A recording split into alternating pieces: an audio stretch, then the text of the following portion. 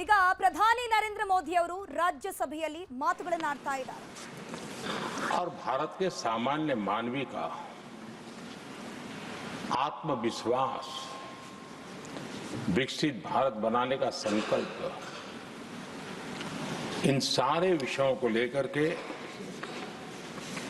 विस्तार से चर्चा की है. देश को आगे की दिशा भी दिखाई है. आदरणीय राष्ट्रपति जी का अभिभाषण प्रेरक भी था, प्रभावी भी था और हम सब के लिए भविष्य के काम का मार्गदर्शन भी था. मैं आदरणीय राष्ट्रपति जी के उद्बोधन पर धन्यवाद करने के लिए उपस्थित हुआ हूं.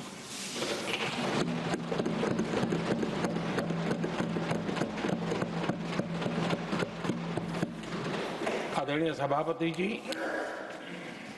करीब 70 से भी ज्यादा माननीय सांसदों ने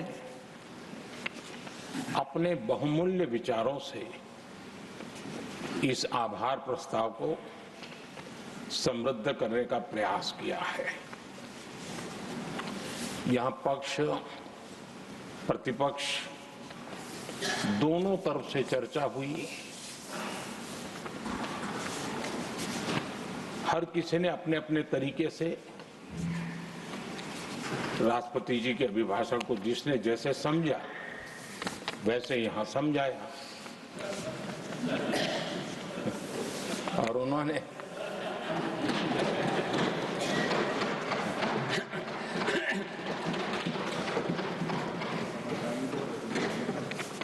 आदरणीय सभापति जी, यहां पर सबका साथ, सबका विकास, इस पर बहुत कुछ कहा गया. मैं समझ नहीं पाता हूं कि इसमें कठिनाई क्या है. सबका साथ, सबका विकास, ये तो हम सबका दायित्व है और इसीलिए तो देश ने हम सबको यहां बैठने का अवसर दिया है. और उसमें लेकिन जहां तक कांग्रेस का सवाल है, उनसे सबका साथ, सबका विकास, इसके लिए कोई अपेक्षा करना मैं समझता हूं कि बहुत बड़ी गलती हो जाएगी.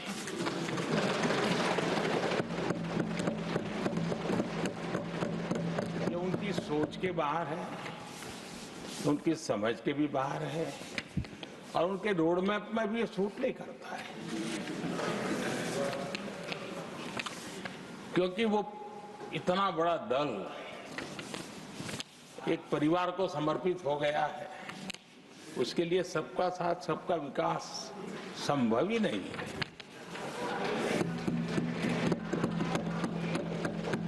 आदरणीय सभापति जी, कांग्रेस ने राजनीति का एक ऐसा मॉडल तैयार किया था जिसमें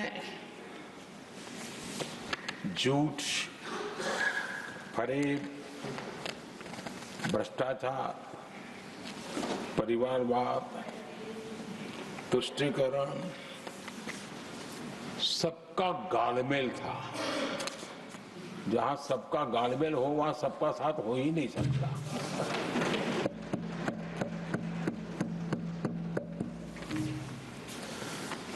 आदरणीय सभापति जी, कांग्रेस के मॉडल में सर्वोपरि है फैमिली फर्स्ट और इसलिए उनकी नीति, रीति, उनकी वाणी, उनका वर्तन उस एक चीज को संभालने में ही खपता रहा है 2014 के बाद देश ने हमें सेवा करने का अवसर दिया और मैं उन देश की जनता का आभारी हूं कि हमें तीसरी बार लगातार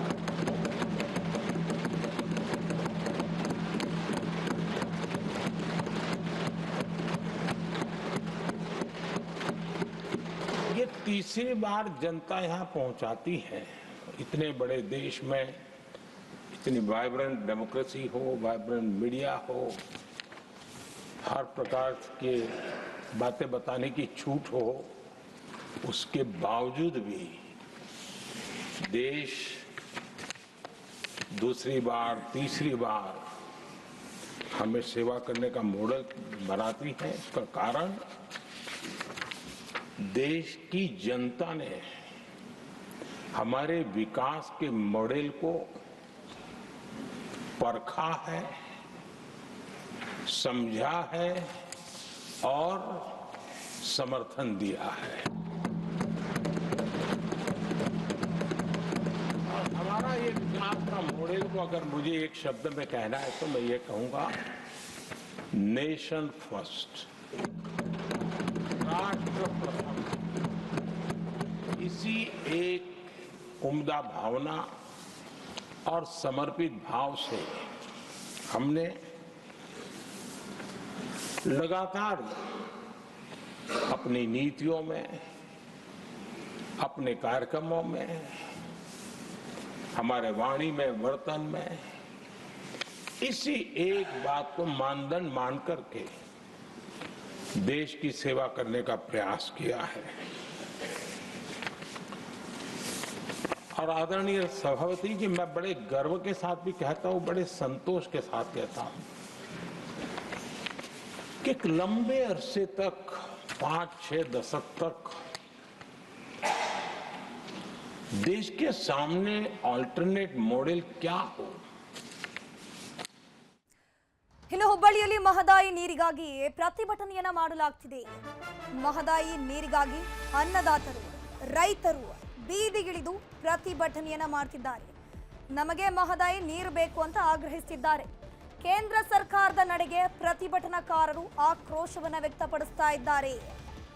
ಕೇಂದ್ರ ಸಚಿವ ಪ್ರಹ್ಲಾದ್ ಜೋಶಿ ಕಚೇರಿಯ ಬಳಿ ಬಂದು ಅನ್ನದಾತರು ಬೀದಿಗಿಳಿದು ಪ್ರತಿಭಟನೆ ಮಾಡಿದ್ದಾರೆ. 3000 ಮಠದಿಂದ ಜೋಶಿ ಕಚೇರಿ ತನಕ ರ್ಯಾಲಿಯನ್ನ ಮಾಡಿದ್ದಾರೆ ಹೋರಾಟಗಾರರು. ವೀರೇಶ ಸೊರಬದ ಮಠ ನೇತೃತ್ವದಲ್ಲಿ ಒಂದು ಪ್ರತಿಭಟನೆ ಆಗ್ತಾ ಇರುವಂತದ್ದು. ಲ್ಯಾಮಿಂಗ್ಟನ್ ರಸ್ತೆಯಲ್ಲಿರುವಂತಹ ಪ್ರಹ್ಲಾದ್ ಜೋಶಿ ಕಚೇರಿಗೆ ರೈತರು ಮುತ್ತಿಗೆ ಹಾಕಿದ್ದಾರೆ. ಯೋಜನೆಗೆ ರಾಜ್ಯ ಸರ್ಕಾರ ಎಲ್ಲ ಮಾನದಂಡಗಳನ್ನು ಕೂಡ ಪೂರೈಸಿದೆ.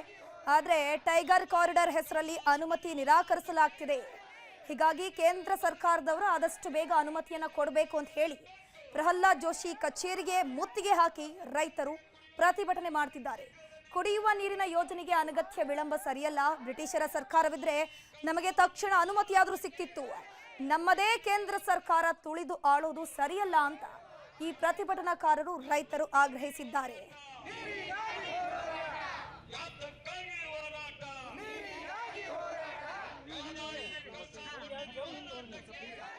ದೂರವಾಣಿ ಮೂಲಕ ನಿಮ್ಮ ಸಂಸದರಿಗೆ ಮತ್ತು ನಮ್ಮ ಸಂಸದರಿಗೆ ನೀವು ಇದರ ವಿಷಯವನ್ನು ಗಮನಕ್ಕೆ ತರಬೇಕಾದಂಥ ಆದ್ಯ ಕರ್ತವ್ಯ ತಮ್ಮದಾಗಿದೆ.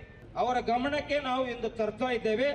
ನಿರಂತರ ಹಗಲು ರಾತ್ರಿ ಇದೇ ಜಾಗದ ಮುಂದೆ ಧರಣಿ ಮಾಡ್ತೀವಿ. ನಮಗೇನಾದರೂ ರೈತರಿಗೆ ಪ್ರಾಣಕ್ಕಾಗಲಿ ಆರೋಗ್ಯಕ್ಕಾಗಲಿ ಸಂಸ್ಕಾರ ಆದ್ರೆ ಅದನ್ನು ಲೋಕಸಭಾ ಸಂಸದರಾದಂಥ ಪ್ರಹ್ಲಾದ್ ಜೋಶಿ ಅವರು ಹೊಣೆ ಹೊರಬೇಕಾಗ್ತದೆ.